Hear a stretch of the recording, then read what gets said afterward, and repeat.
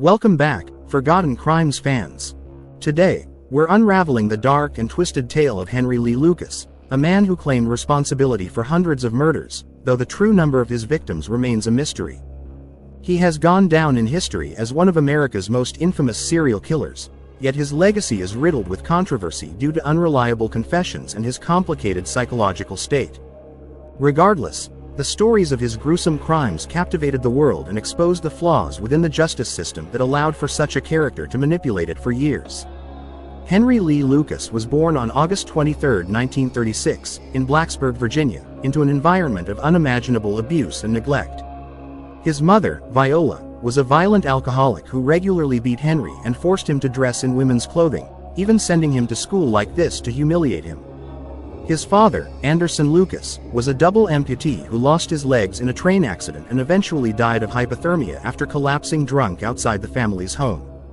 This cocktail of trauma set the stage for Henry's troubled life. At the age of 10, Lucas reportedly killed animals for pleasure, a disturbing early indicator of psychopathic tendencies. The abuse worsened when Henry suffered a severe eye injury after being hit by his brother, leaving him with a glass eye for the rest of his life. He also experienced a head injury, a condition often correlated with violent behavior in future criminals. His mother's cruelty reached its peak when she beat him into unconsciousness for attempting to escape her control, contributing to the psychological damage that would define his future. Lucas claimed that at 14, he committed his first murder, a statement that has since been disputed. Nonetheless, by his teenage years, he was drifting into petty crime, stealing cars, and serving time in prison, the beginning of a life in and out of incarceration. His interactions with the law were already becoming complex, but no one could have predicted what would come next.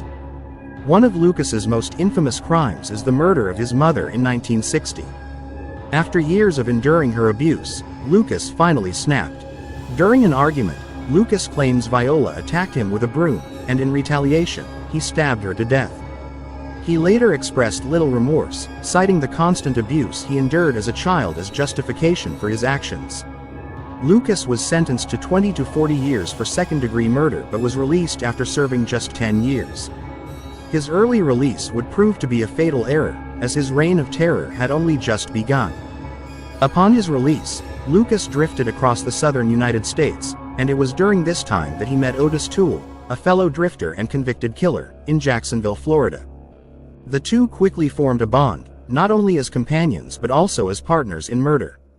Their gruesome exploits together painted them as one of the most notorious killing duos in criminal history. Both Lucas and Toole shared a passion for violence, and Lucas later confessed that they embarked on a cross-country murder spree, though the exact number of their victims remains uncertain.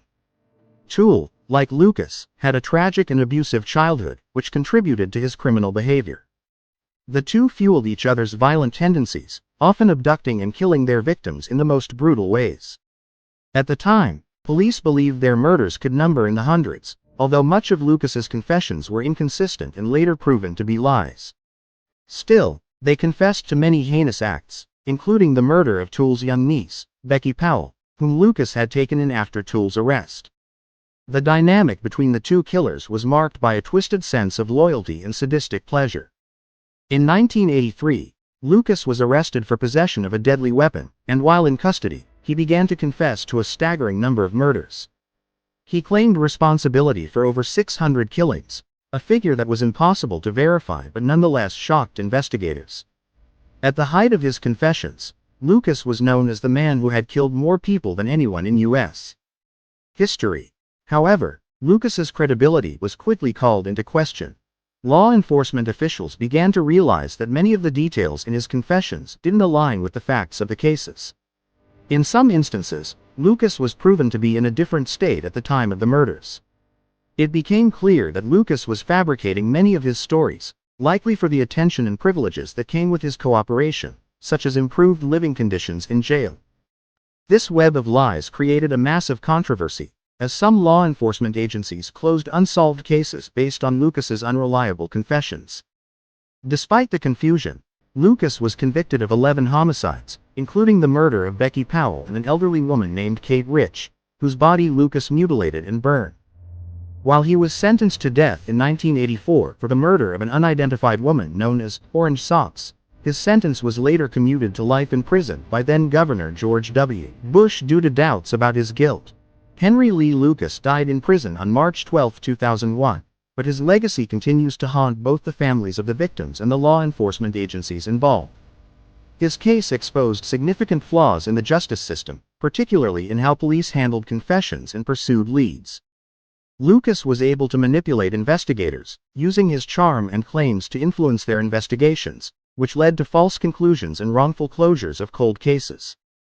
The truth about Lucas's murders remains elusive. While he certainly killed, the actual number of his victims is likely far lower than the hundreds he claimed. His partnership with Otis Toole adds another layer of complexity, as it is unclear how many of the crimes they committed together and how many were individual acts of violence. Henry Lee Lucas will forever be remembered as one of America's most confounding serial killers. A man whose crimes were as grotesque as his lies were far-reaching.